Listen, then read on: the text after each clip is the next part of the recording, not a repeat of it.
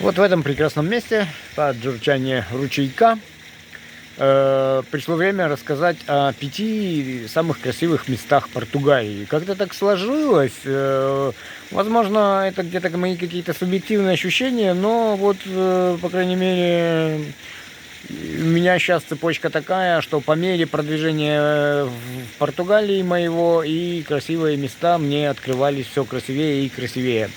И, пожалуй, первое такое красивое место, которое мне попалось по пути, это Моурау. Моурау такой красивый городок на горе по пути к Лиссабону от Севильи.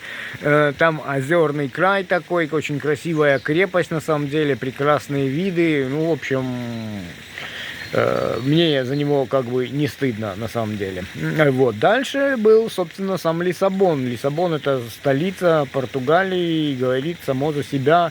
Сам по себе Лиссабон маленький, он чем-то напоминает мне, ну, как бы Венецию, да, то есть такой старый город, я бы сказал, в окружении многих молодых городов, как бы большой Лиссабон, вот это большие новые города, которые вокруг старого Лиссабона, как бы, вот типа того, но он определенно красив, определенно стоит того, чтобы в нем побывать, очень красивый, да, даже на фоне того, сколько городов я увидел, Лиссабон оставил очень хорошее впечатление о себе, скажем так.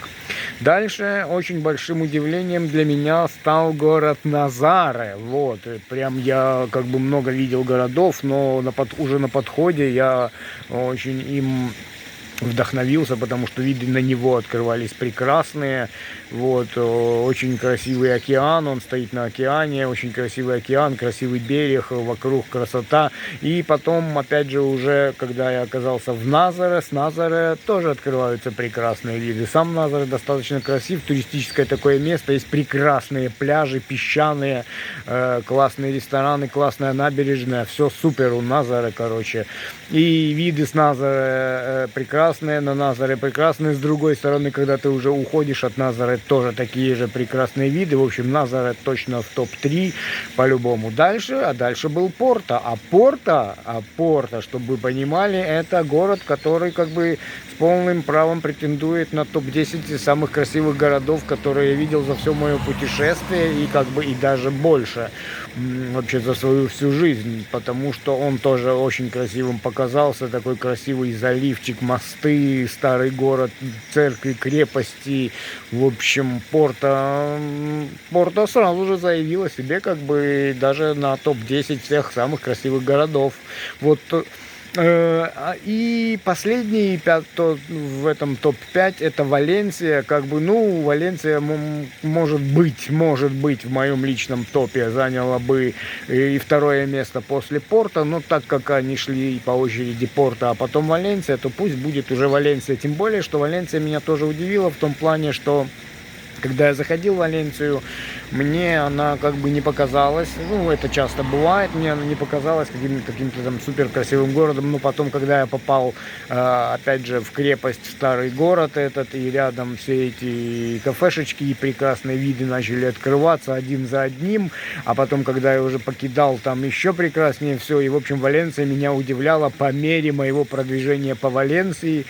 И пусть она так как бы и будет по мере моего продвижения по Португалии, то есть Валенсия, вот тогда будет номером 1. Ну, может быть, хотя на самом деле по красоте в Порто проиграла, хотя бы потому, что Порто намного больше, скажем так. Вот, но вот такая вот у меня топ-5 самых красивых мест Португалии. А из разочарований я выделю, наверное, 2 таких местечка. Амараледжа. Амараледжа — это, наверное, мое второе или третье место, которое я посетил вообще, ну, через которое я шел в Португалии. Там самая большая станция солнечных батарей вообще в мире. Да, и при этом очень-очень красивые, хорошие люди, которые сразу же меня сходу угостили, но разочарованием стал именно сам городок. Это какой-то набор барачных домиков, барачного типа, которых как бы сбили в одну кучу, вообще никак не задумываясь, просто шлепали, и все, и ничего не изменилось. Вот в этом плане немножечко город, конечно, подразочаровал. И второе разочарование — это Эвора. Эвора позиционировалась мной, когда я туда заходил, как город-музей. Это об этом заявляет Википедия. Но она меня разочаровала в том плане, она меня встретила не очень. Там я попал под дождь, я там вымок супер, и той красоты, чтобы прям был город-музей, как-то я особо не увидел. Вот. Может быть, в самих музеях там достаточно хорошие коллекции, это я не знаю, но как бы как по архитектуре город меня не впечатлил, а скорее разочаровал. Ну вот, пожалуй, все.